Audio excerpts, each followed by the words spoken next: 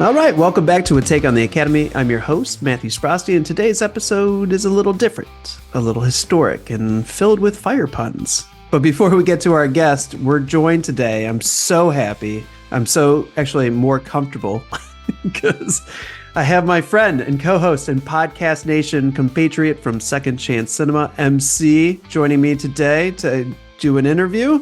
MC, welcome back. As always, it's nice to have you here. Happy to be here, pal. You said I don't even know what a compatriot is, so I've no way I can best that. But it's a fellow countryman. All right, well, I'll still go with pal. You're here, really, because you're the one that actually made this connection first and foremost for our other podcast. And the interview that we did on Second Chance Cinema was nothing short of awesome. And if you've heard the Second Chance Cinema episode on our brand new spinoff, Second Chance Cinema Stunt Life, then you already know the story of Jayson Duminego.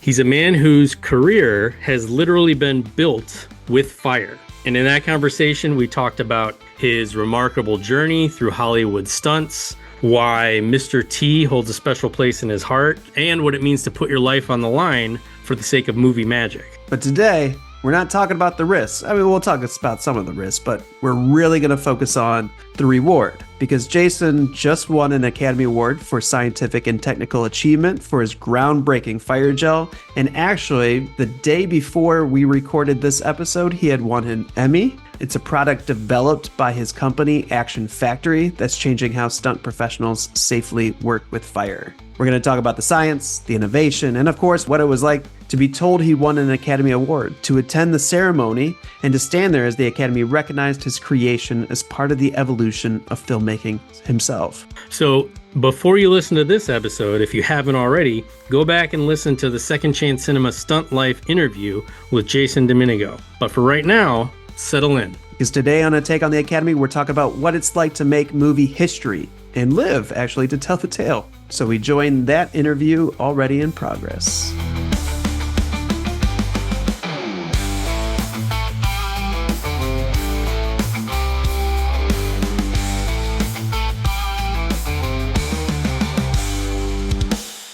Yeah, how are you guys doing? What's going on? Good, man. How are you? Congratulations. Thank you very much. I appreciate that. It's pretty exciting. Can you talk about the job? Well, I mean, I thought you were talking about the award. So yes, last night I got the Emmy for the same thing that I got the Academy for the gel. So that's what I was talking about. Yeah, we received that.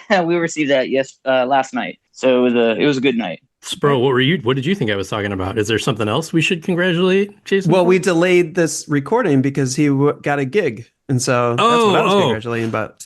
Well, of course, as well. No, yeah, I can't say too much about it. It's ongoing, so they'd freak out. Copy that. We are already recording. We're just going to jump right into it. Thank you for coming on to Take on the Academy. So while we're talking about your fire gel, I have a really ridiculous question. Okay. As I was thinking about fire and I was thinking about gel and I was thinking about putting gel on my body and then turning it and lighting it on fire and how fire works and surrounds the thing that you light on fire. How do you make it? This is the ridiculous part of the question. How do you make it?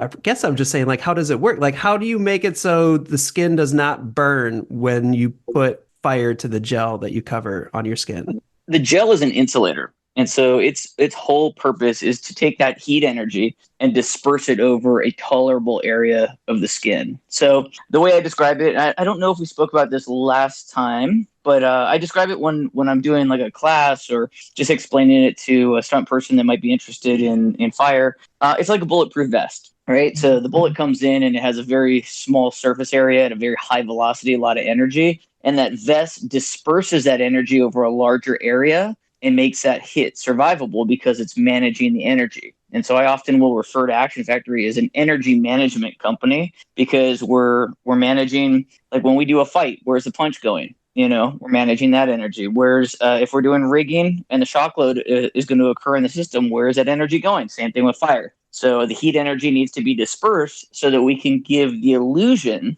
because we're like magicians, we have to give the illusion of that person being in peril. But we want them to be able to go home at the end of the day. So that's what we do. So how thick is the gel cover? Like how close is the skin to the fire? If we're doing like what we call naked burns or skin burns, it can be, we like to try to keep it around 3/16 of an inch, maybe a little thinner. Between an eighth of an inch and 3/16 of an inch. It's clear, and because camera doesn't tell depth, it kind of works in our favor because that little bit of thickness goes away unless it's in profile, and you can't really even see it. So all that's left really is the shine. Once you put fuel on it and it's burning, it actually helps enhance the flame because it's glistening off the back, almost like a mirror effect. I think I understand. But also, if we were to do like what we call a traditional burn, the traditional gels are saturated into clothing, and the clothing is what, like they're aramids. Like you often will hear, about Nomex. We don't use Nomex anymore, but we hear about Nomex as an aramid,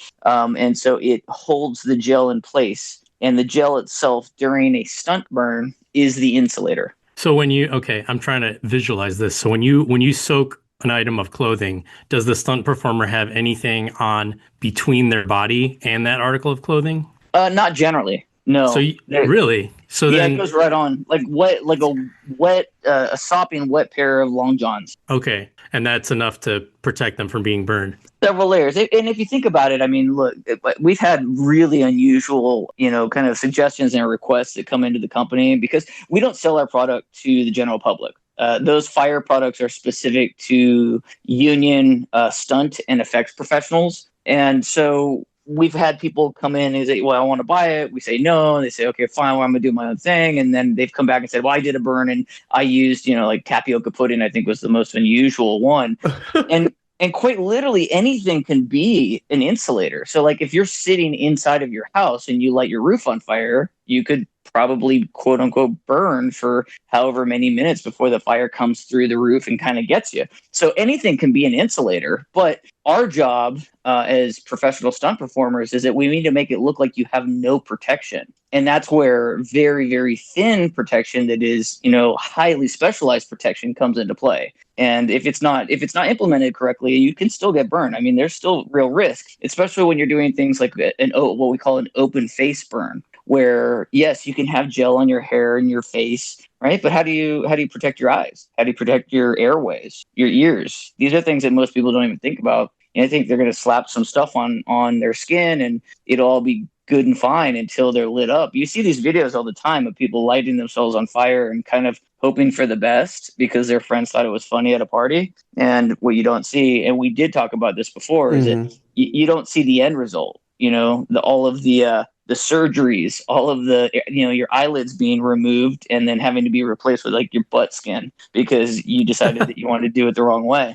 I have to say, for all of the stuff that you've accomplished and for all the awards and the engineering that you've done, I think not selling the gel to the general public is the smartest decision.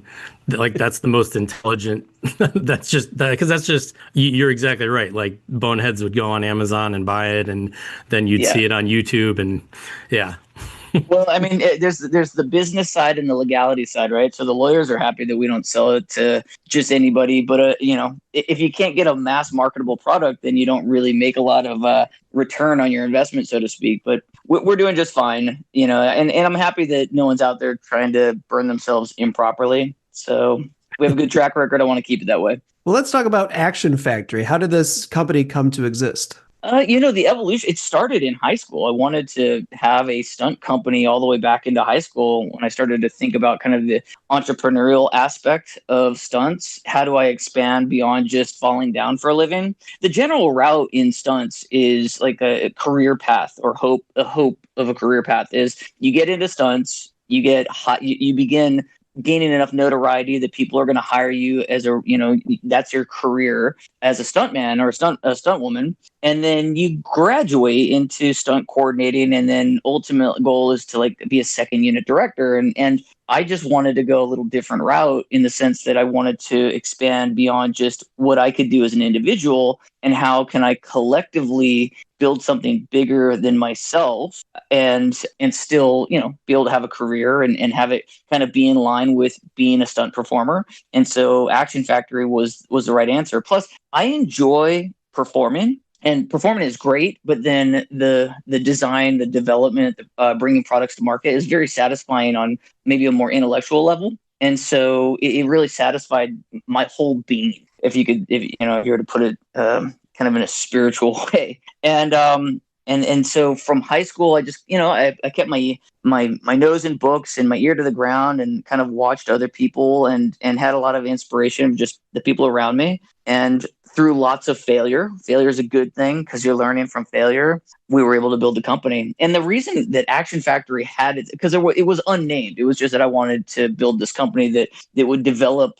superior products. And also kind of going back, almost everything that we used as stunt performers came from a different generalized use. Like for instance, when we used pads, all of those pads were sporting good pads. They were for football, or they were for soccer, or they were for motocross or BMX or something along that nature. And those are all very high impact sports for sure. But stunts, I don't think that any of them are going to consistently be measured against getting hit by a moving car. Right. That's probably the most extreme usage. So my philosophy kind of behind building products and building the company was design the products that can take the most extreme impacts or the most extreme heat exposure, or the most extreme shock loading. And then you can branch off into other, kind of trickle down industries, because I think that it's such a small market doing stunts. And there isn't a lot of research and development specifically for stunts, that everything is designed around a mass marketable industry. So I'm now taking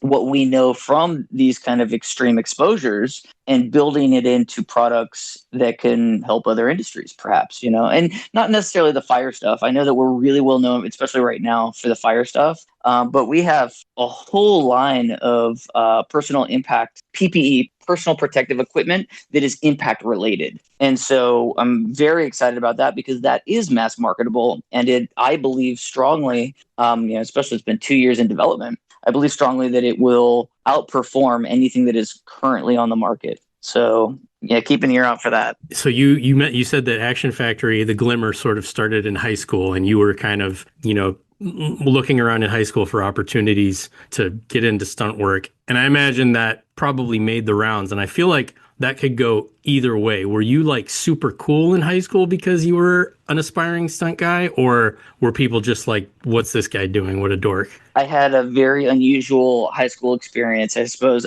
So I had one girlfriend in high school that was like I didn't have a whole lot of friends. There's just like a very small group of us. And I wasn't cool or uncool. I just think that I was doing my own thing. I was 15 and a half. I was hired to do an acrobatic show at Magic Mountain. And I had been wanting to do stunts. And it was just my very close group of friends that knew that I was doing or pursuing that. And then at 15 and a half, I got into this circus show, and I was not really engaged in high school very much. And so I didn't really have a chance to, I guess, be judged by anybody. And those that knew what I was doing thought it was cool, it was fine. But I don't think that they gave it a lot of thought, to be honest with you. So I just kind of cruised through high school, got out of there, and started on my career. So I'm on your website right now looking at all these products. I mean, I don't want to, well, I kind of do want to help you sell these, but these seem like, I mean, if I knew anybody that would ride motorcycles, like I'd be like, this is probably some of the top stuff that you should get to protect yourself. So we sell other brands of products, and we've refined, what it is that other brands are selling. We've kind of filtered it down to what would really help the stunt community the most: low profile, higher impact. The brands that we represent are quite good. They're very good. In fact, I would say that they're the best on the market currently, but they are going to they're mass manufacturers, and they manufacture to margin. And so when you're manufacturing to margin, you're limited to what type of materials, what type of construction, those types of things. And so if you're going to be a stunt performer and have pads on for, say, 10, 12, 14 hours for the whole day, and not be able to take them off because they're under your wardrobe, you probably don't want to have something that's going to start cutting into the back of your knees, or maybe not fitting your forearm, or et cetera, et cetera. So that's where our product line is designed differently. But going back to the products that we do represent, is that we did learn, okay, how do these large companies market? How do they take care of their retailers? And it wasn't like we were, trying to be shady and infiltrate and figure out inside processes. That wasn't it. It was just what were we not getting as a retailer? What were we not getting as a consumer? And so that's where our new product line is really going to fill those gaps, bridge those areas. And then how do you prove, I see the special note for the fire gel. How do you prove that you are worthy of getting the fire gel? So it says, I think if you're online, it would say that it's out of stock, which it's never really out of stock because we can always get you stock. But then you have to contact the office and start an account. The way that they do a background check is IMDb. So you have to have IMDb credits. Once those credits are on IMDb, plus you presented a resume. It's also a very small industry, so chances are we know who you are, and if we don't know who you are, it will come. If they can't in the office verify you right away with some sort of studio, because also especially legacy studio, Paramount, Fox, Disney, Warner Brothers, Universal, et cetera, those types of movies that are released by those companies, those are union movies. They don't make non-union movies. So if you have a stunt credit or several stunt credits in films that are released by studios, we know that you are a union stunt performer. If you don't have those credits and you're still claiming it, you can present a resume, like say you did 10 years worth of work, but you didn't know what IMDb was, which is almost impossible now, but it was something that we struggled with early on. You can present a resume and we will cross-reference you with the guild, with the Screen Actors Guild. If you're out of the country, we would need your what they call a CV, the same thing as a resume, and your union number to whatever the union is in that country. Canada, for instance, has ACTRA, so we can cross-reference that way. Plus, it's a small community. I can pretty much make a call anywhere in the world to working stunt people, and they're going to let me know if you're going to burn yourself for somebody else. And so there is a little bit of that that goes on. So you can, because of this, you can actually track where your gel goes. Absolutely. Oh yeah. So, off the top of your head, is there a scene in a movie where you're like, I know that's my gel? There is. So yes, there is, of course. Some of this stuff, it's interesting. Because we also have a service side. So we're sales, service, and rentals. And it's funny that you touch on that because there's actually several movies that we do know that other fire teams that might be in the service side competing, they'll actually buy our product and put it in their own buckets. So I do know, and I don't want to cross claim anything. I don't think that's nice nor fair. And so we do know it's very big projects. And for instance, I can't. I'm just going to let it go at that. But yes, some big projects have had our product on there. I imagine that's kind of like equally as flattering as it is frustrating. It was frustrating at first because obviously you want the notoriety, but I would say now we definitely have the notoriety. And so now it is solely flattering. I would hope that at some point it gets to where they can display our brand and feel confident and comfortable that it's like, we're not a competitor. We're here to provide, the best product. And by showing that brand on set only strengthens their brand using it. So you had plenty of cred before, and then you won the Oscar and now an Emmy. So I feel like, obviously it's like the best in the industry, but now it's just got another endorsement and another endorsement. And so it's like, why would anybody even want to use anything else? Yeah, sometimes entertainment industry can be a fickle place. And so there are many people that we've won over their hearts and minds that I didn't think was possible before. And I appreciate them for having a change of heart. But there are still holdouts. And so we hope to win them over at some point as well, which is another reason I don't want to call out any movie titles. And I just they wanted to be them. There's no reason for me to pull that spotlight. Don't want to burn any bridges, as the pun is there intended. You go. Yeah. But so while we're talking about notoriety, I mentioned it on Stunt Life when we did the interview over there. Like, I have this podcast for a take on the Academy because the Academy Awards is my favorite night of the year. The Academy, a lot of people don't realize how much more it does for film. They're historians. You could go to the Herrick Library in LA and read all the oral histories that they put together. So to talk to a person that has actually won an Academy Award is kind of like the thrill of my lifetime currently. Oh, I'm sure you're going to have several. As this thing grows, they'll be beating down your door to have you interview them. So I'm just happy to be here at the at the foundation of it all. Yeah, you're the first. So you had won a scientific and technical Oscar for your fire gel, which we were talking about. How did you first learn that your work was being considered for such a prestigious award? So it was okay. So the gel has actually been implemented in the industry for almost, I would say, maybe even over 17 years now. So it's been a long time in the coming, or a long time in the making. The way that it went down was that we knew that we had a great product, and I didn't know much about technical awards. I didn't know, how that all kind of how it was structured. We ended up doing Ballerina a couple of years ago. It was released this year, but we did it a couple of years ago. And Kyle Gardner, who was the supervising stunt coordinator that was brought over. So there's two supervising stunt coordinators, and both of them are amazing, actually, and they're both from Australia. Although Steve Dunleavy, who was the whole show supervising stunt coordinator, he's from Australia, but he lives in the States now.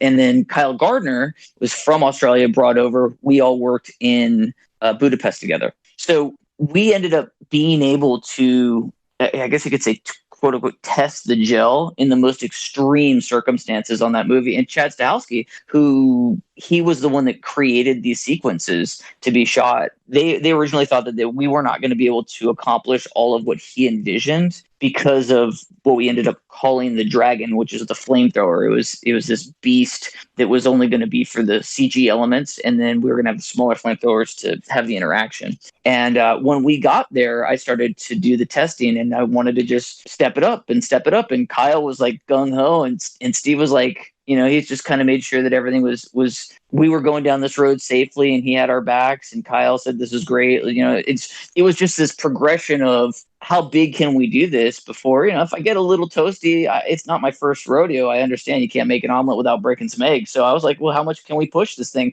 And it went from the smaller flamethrowers to the actual dragon, from the edges of the dragon just getting brushed with flame, to all of a sudden, by the time we were shooting toward the end of actually the weeks of shooting, I was on my knees getting shot in the face at like 12 or 15 feet away with the dragon. And so once we were able to and the dragon is burning gasoline and alcohol, and it's throwing out about 70 to 80 feet, and it has this roar like a dragon, and it burns about 2,000 degrees. So getting shot in the face with this thing was probably the most extreme the gel could ever possibly be tested. Other than I don't know, being in a crematorium and just cooking there for 10 minutes. I have no idea, but it was pretty gnarly heat. I mean, it was really intense heat.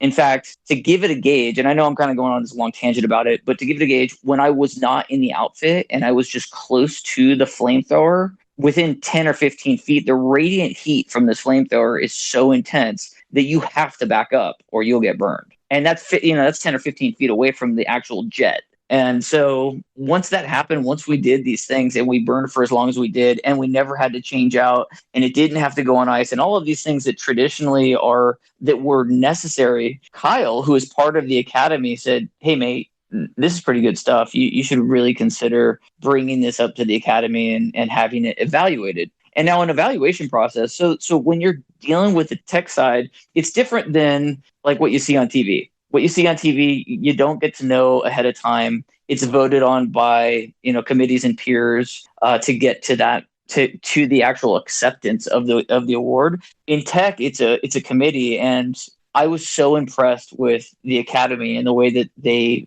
went about it, because it was 7, almost 8 months of a committee that went globally asking, if our claim was in fact legitimate. They came into our offices. We lit everybody on fire to like a small fire. We lit it. We showed them the video. I do a demo with a blowtorch on my arm. And when you see this in person, you start realizing that it is doing everything that is in the claim.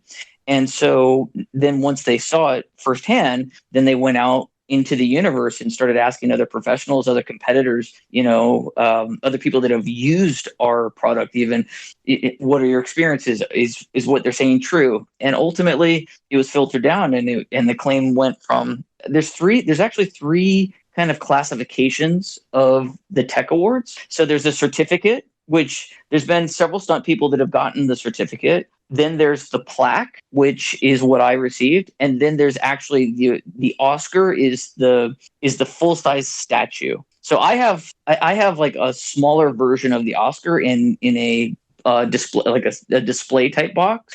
And so it is technically an Oscar, but it is not the Oscar. And so they prefer it be called an Academy or an Academy Awards plaque. And so that is what I received, which is the second tier. The first tier is generally given to some sort of group or something that you have created. Like if I had created fire stunts and they had never been done before in the history of cinema, then I probably would be in that classification. But because we were able to take what had already been done and expand on it with developing a new product that made what that discipline is and does safer, better, faster. That's why I was able to receive what I received. But otherwise, other than I think we did a little bit of research, and there's two other plaques that were issued to stunt people. One was to Hal Needham in the 80s, like 84, 86, something along those lines. But that was for the Shotmaker. That was a camera platform. And he had a partner in that. And then the other was Gary Zeller, who actually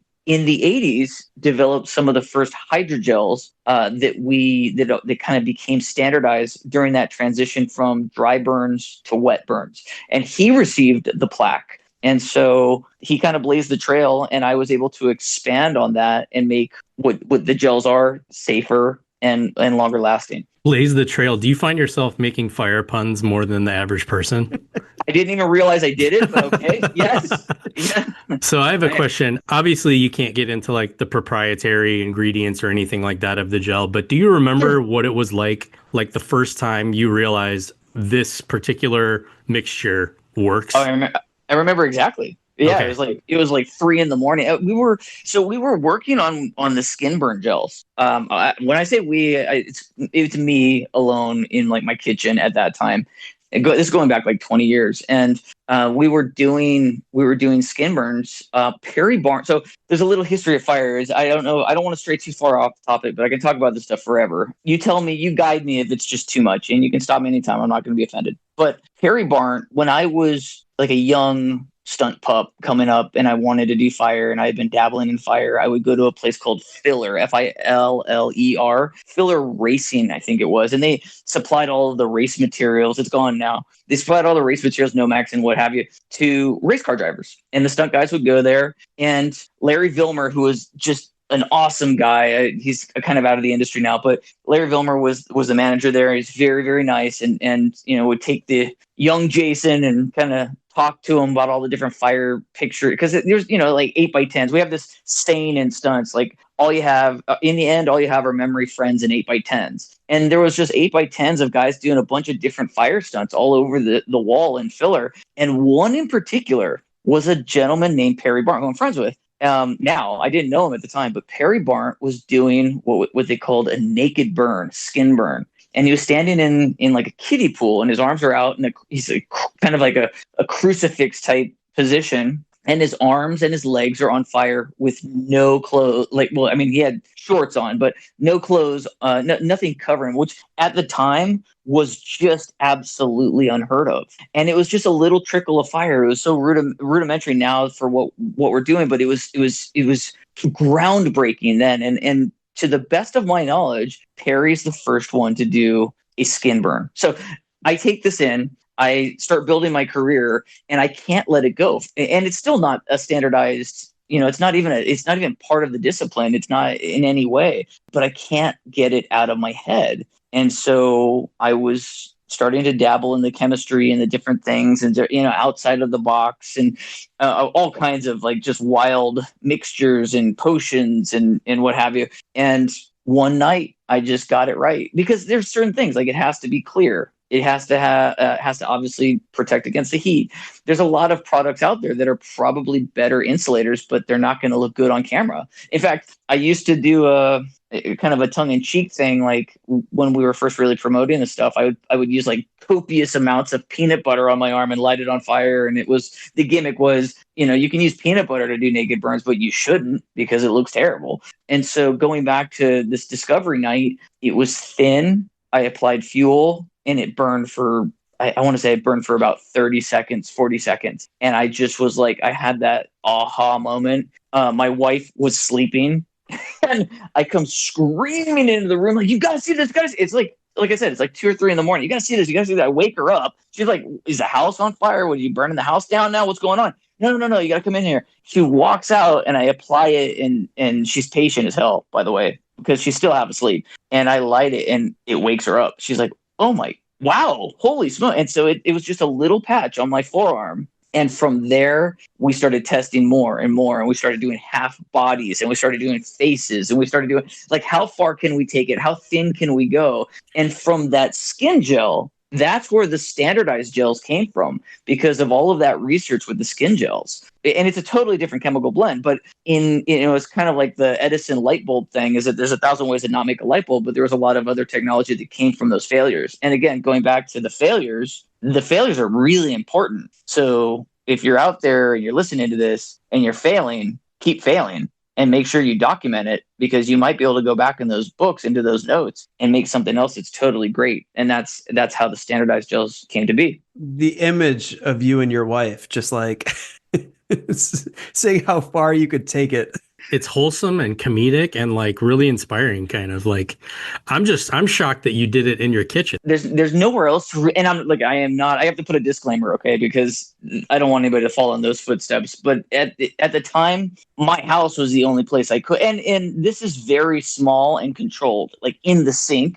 Hey, there's a problem. Water goes on. It's the size of, less than the size of a dollar bill on my forearm. So it's immediately out. I can just dunk it. And I can blow it out. Like, so it's completely controlled. And now obviously we have lots more resources. We've expanded a little bit, but it was the best solution at the time. I mean, trying to do this in somebody else's kitchen, they're going to tell you go pound sand. And it was not uncommon. It still is not uncommon for people to light themselves on fire in backyards. I don't recommend it now, just because of the legality of things, and society has changed a great deal. If something gets out of control, somebody gets burned in your backyard that's not you, they can sue you, your homeowner's insurance. Like, there's all kinds of problems now that we were not facing 20 years ago. And so I just don't recommend doing it. And I'm not sure what the best recommendation is, because there's not a business that's going to let you just go light yourself on fire now without a separate insurance policy and all of those costs. So it's kind of a dying craft, in the sense that,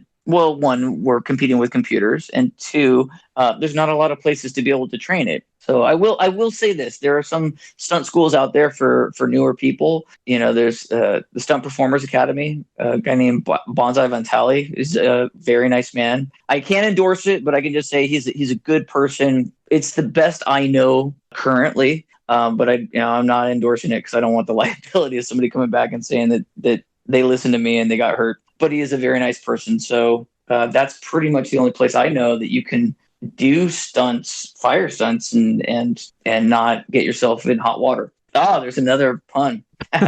You caught that one. I caught that one. Yeah. Who was the first person after your wife that you told? Was it colleagues, peers? Yes. So at the time, I had a friend partner type doing stunts. Also, he Trampus Thompson, and so Trampus was kind of like the right hand in all of that. And I was like, hey, Tramp, let's see how far we can push this. Another, at the time, there was like kind of a newer, and a guy named Joe Ross was a buddy of mine from the circus days. We were all, up and coming stuntmen. And so those are the guys and Eric, there was another guy named Eric Linden. They were all kind of like new to it. And so they kind of, were baptized in fire. I'm going to keep doing it now. Okay, so and then you said like the first time you're testing it on set is with the John Wick ballerina movie. No, like that's the first time, like the most extreme that we had ever done. We had done one of the first really big things we did was Vacancy 2. A stuntman named Patrick Galloway, really talented stuntman. He is on fire. He's fighting. He's doubling a guy, but he's fighting in a trailer. And the person he's attacking douses this character with fuel and lights his whole upper body on fire. And it was the first time that it was Trampus and I, we set up a skin burn. His whole head was a skin burn and his upper body was covered. And we lit his whole upper torso and head on fire. And he came out, did a flat bag out of a trailer, did a roll, and then ran down the street with his face and his body completely ablaze until I think he jumps in like a lake or something. And it was a good run. I mean, it's probably 30 yards of a run. So he's lit on fire, slamming around the trailer, falls out of the back of this trailer, and then runs away all in one. And that was for Pee Wee Piemonte. And that was the first time that we did something really significant with the skin stuff. Everything else before that was, little things. But we were at that time and I couldn't even tell you how much we were doing with the standardized gels. But that was a skin gel burn that was just coming to mind, notable. But before that, we were doing some stuff as well, quite a lot. So the gel is clear. You have to put it on in a relatively thin layer. How do you make sure you don't miss a spot when you're doing something as complicated as a whole body? This is another reason so we'll sell the standardized gels, but we won't sell the skin gels. Those come with the specialty Active Factory team, because they're trained how to look for low spots, it's an application process, and it's an art form. Like, you have to train. And the way that we train new folks is that they come in and we give them a little batch of gel, and they have to put it on their arm and smooth it out and light it on fire and put it out and light it on fire and put it out. And they're going to discover quickly if they're doing it right. And then once they're good at doing it on themselves, then they expand to somebody else and they're responsible for somebody else's safety. And then they go on with the actual teams on set as an apprentice, just to see the processes, how it works, hands-on. They're not responsible for any of the safety, so to speak, but they can see what the process is. And so it's a couple of years on the teams before you're actually allowed to start applying and being responsible for somebody else with those products. That is the most sadistic job interview practice I think I've ever heard. Come in and light yourself on fire, and if it doesn't work, you don't get the job. That's but you get a parting gift. Sure, you get a burn. It's a reminder that you didn't make the cut. So Steve tells you to contact the Academy. The Academy does all of its research. It interviews your friends and foes alike, and they find out like this is worthy of an Academy Award plaque. Like, did they give you a call? Like, tell us about. They do. Yeah, they do. And same thing with Emmy, actually, is that they call you ahead of time and say, hey, we've done this research. We've verified your claim. You are going to receive, whatever status award you're going to get. And that's it. And then you wait. It's like a month and a half. And you wait for the award ceremony and you receive that award. I was really impressed. I mean, I'm impressed with both. And we got lucky in the sense that for Emmy, Joanne Kim was one of the people on the committee for the Academy. So she had already been through all of the research and was able to bring that knowledge and lead the team at Emmy. And then they had other people kind of expand upon that. But I was so impressed with the Academy of Motion Picture because they were so thorough. They really they knew things that I didn't even think about, because they tell you to help their process, just like any other detective.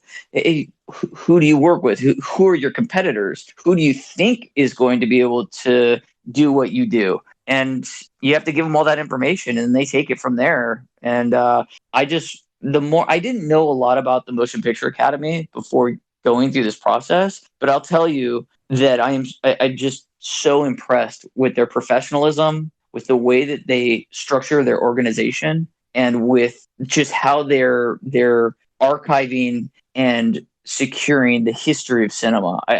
If you've ever been to the museum, go to the museum. It's absolutely amazing. It's inspiring. So anyway, that's a plug for the Academy of Motion Picture. But it's a very, very, very hard. It's a very hard entity to get recognition from, and rightfully so. They have very high standards, and I'm proud. I'm honored to have been recognized the way that we were recognized. I always wonder, because it seems like you've always been hustling, and everybody should go listen to our interview on Stunt Life about like how you got into the business and everything that you've done, putting your best foot forward. You touched on it with Action Factory and building that company. With people like you that just hustle, do you actually feel how cool you are winning this Academy Award plaque? I've been in, and it's funny. There's been my mom actually. She's like, "Honey, are you enjoying it?" Today after the Emmy Awards last night, and I said, "Mom, I am. I'm trying." I just say I'm trying because after 30 years of being involved, am I proud? Yes. Do I want to? I have a sense of pride about it. I definitely am enjoying it. Am I enjoying it as much as somebody that watches, the Emmys or the Oscars on TV and then all of a sudden gets one? I don't think so, just because I'm so numb to it. And I also understand, like, I don't think of these awards as mine. If that makes any sense. Like, I followed a trail that somebody else cut for me. I expanded on that trail because I feel it's part of my obligation to pay back. And I'm completely grateful to have been awarded the statuettes. But this is the community. I've just represented the community. I'd like to think of it that way. And so I don't think of it as a me thing. It's a we thing. I'm just holding, accepting, and displaying it on behalf of my community. That's the way I see it. So as far as me sitting there indulging on what I did, I just don't. I don't know. I don't process it that way. Maybe I got it wrong. I don't know. Maybe I should be more like, yeah, me. I. But it's not how I see it. No, I love it. I love the humble. But it's one of those things that, like, because people like to not like the Academy Awards, right? Like, it's self-congratulatory. Like, they only see the big awards. But in the same instance, there's a lot of movies and a lot of performances, and there's a lot of editing and cinematography and casting now that people wouldn't know about unless the Academy Awards shine a spotlight on them. So, like, the great thing is that the Academy Awards did recognize this fire gel that you created, and that going forward, there's a lot more people, a lot more stunt people that are going to be safe, with these burns that they're going to be doing because of your creation and because the Academy then told them this is the stuff to use. That I am extremely proud of. Even globally, it's still a very small community. And so with nearly 20 years of using this product, I think that within our community, it was recognized. I do enjoy the spotlight on it, but I am more proud of the fact that I know that I made our community safer. I know that our processes and our products have made the ability for a performer to give a really great performance and, trick the camera. That's what I'm really proud of. And I feel like that's my payback for what the industry has given me. So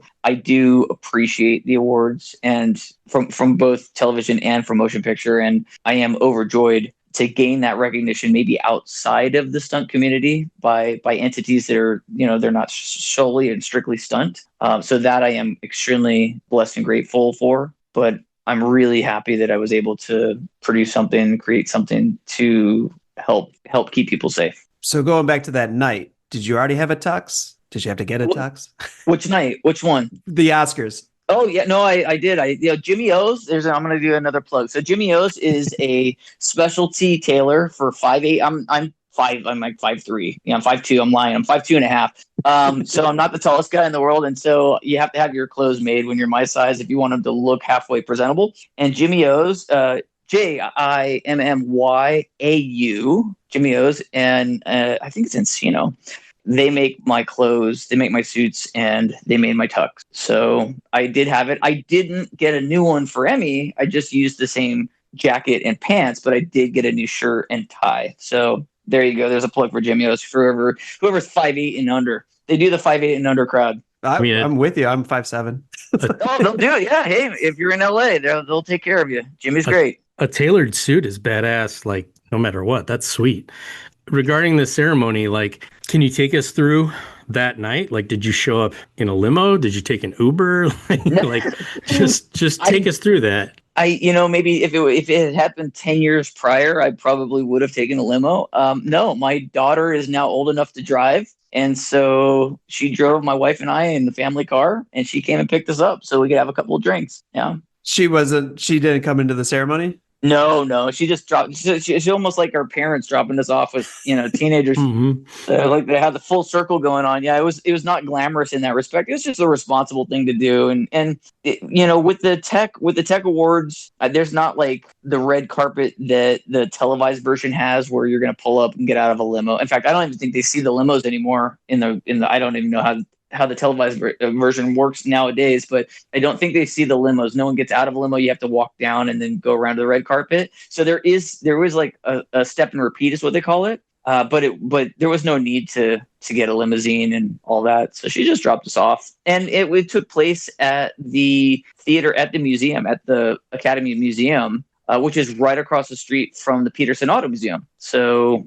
I actually got dropped off at the Peterson Auto Museum in the parking structure, and we just walked across the street. I'm fascinated thinking about the fact that there's like a drop-off line at at the Oscars, like at school in the morning. Like, okay, have a good night at the Oscars. We'll be back to pick you up. That's awesome.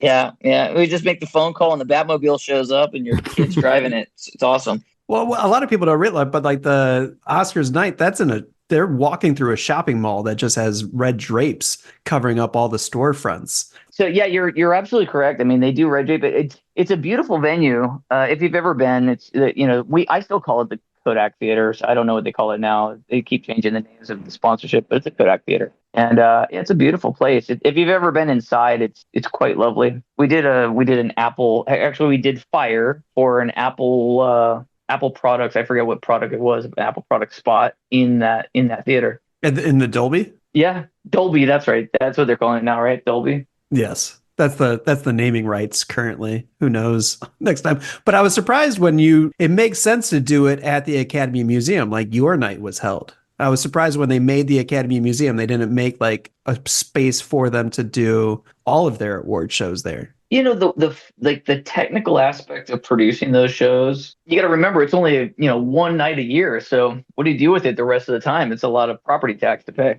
Were a lot of your like industry peers at the show, or was it just kind of you representing? There was not a lot of my industry peers. I was surrounded by people who are wildly smarter than I am. These are people that are like went to MIT and Harvard and have these massive degrees that have been computer engineers for 30 years and like could send things to the moon, but they've decided to develop, some sort of processing chip or program for the film industry. That was the significant, I would say that was a significant population in the theater was that type. Then there was like maybe a smaller group of physical effects people, the Noels with their motion-based stuff. Quite Mark Noel is awesome. He was there, but I was definitely the minority of the group. You mentioned that you were in the theater or at the ceremony with, a handful of other people who were geniuses and people who've developed this different types of technology and all that sort of stuff. Like, I guess what I'm saying is those people and yourself, more behind the scenes, but have affected so many movies and so many productions. Did that kind of ever cross your mind, like the reach of the group that you were with? The magnitude of it. No, Yeah. not until you just said something. Maybe I should have. But you see, I go back to that. I didn't go to MIT, so I need to start thinking a little more in depth, like yourself. I know it never occurred to me actually. Like I suppose that room of people, a lot of the sci-tech stuff, it's like it's been implemented and in use for like ours was decades. And so I think it's already up and going by the time you're sitting in the seat being recognized. So because their technology is already out. So, I mean, look at Lucas, look at ILM. ILM started with, a prop department that was doing everything practically. And then they expanded on their computer systems and created the visual effects industry as we know it today.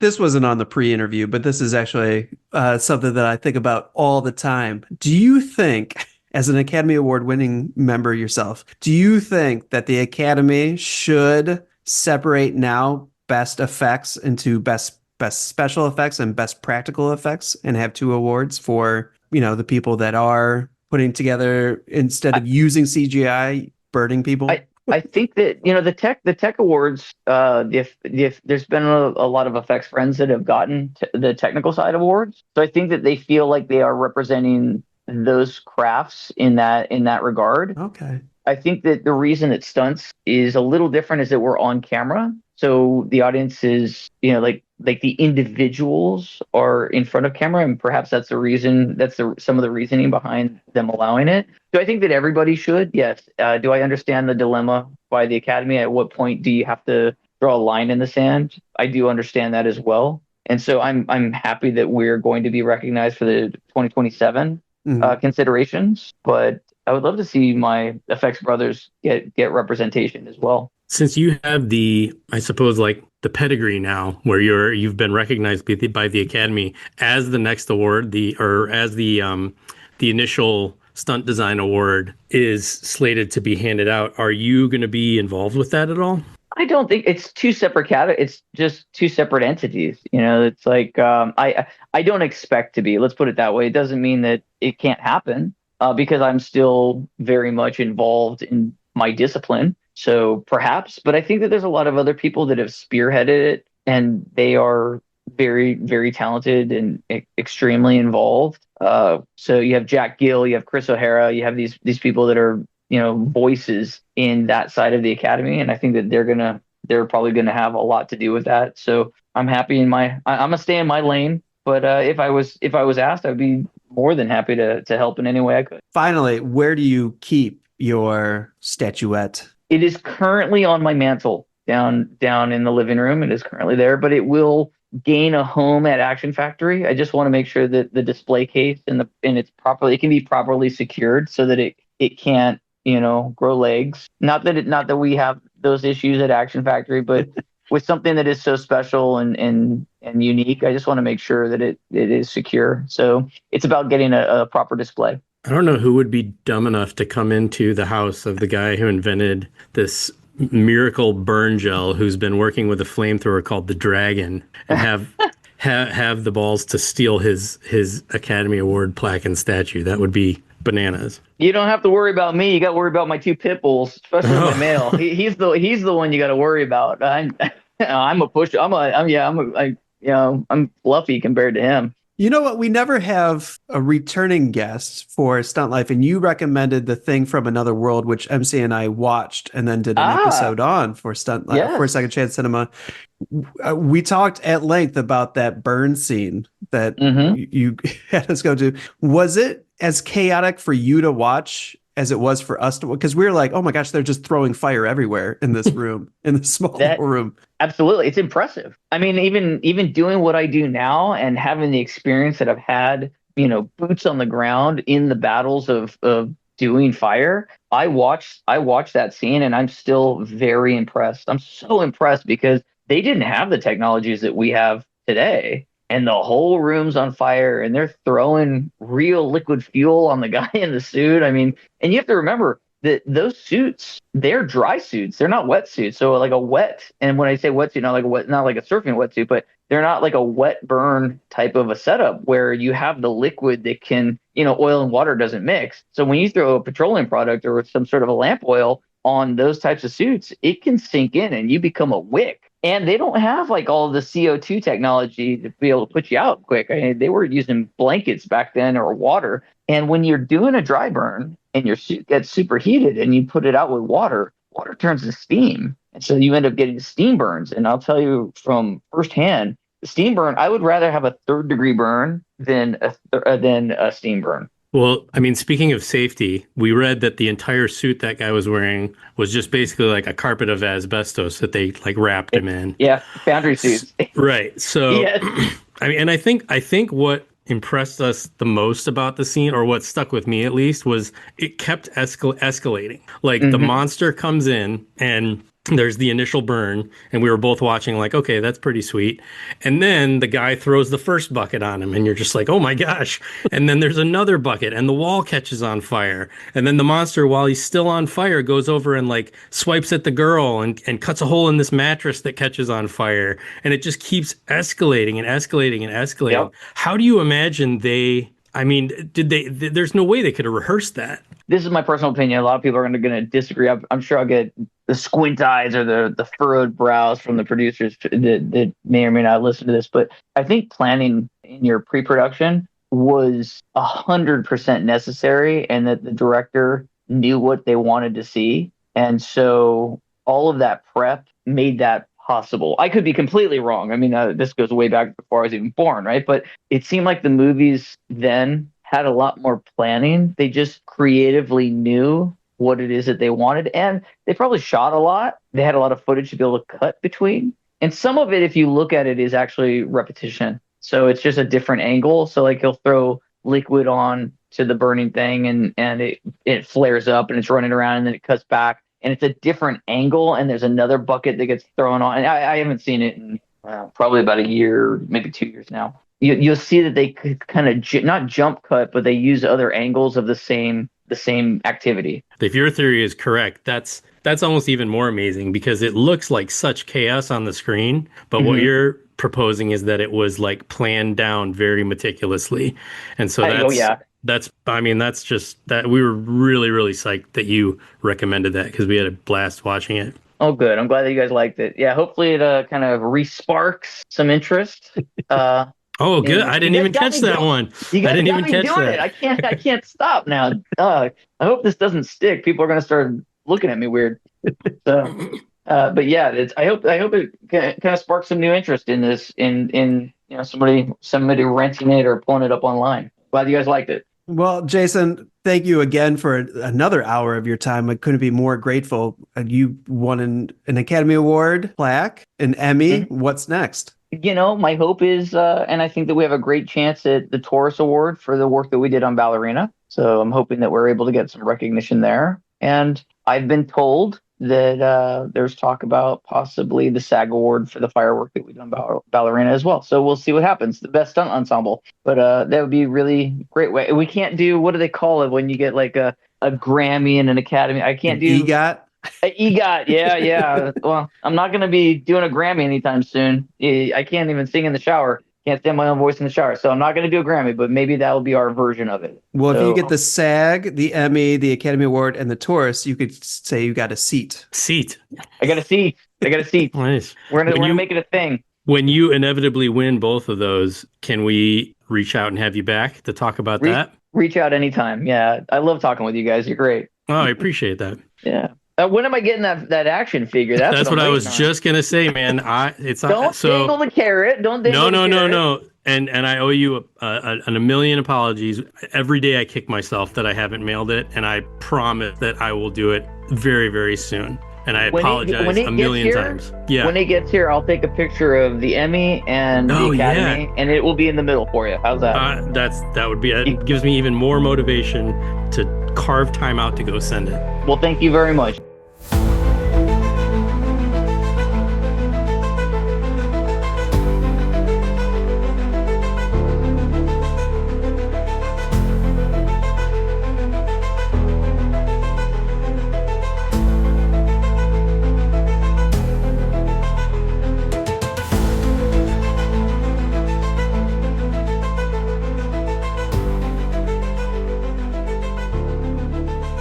And that is our conversation with Academy Award winner Jayson Duminego, a man who's proven that innovation and passion don't just make movie magic, they make movie history.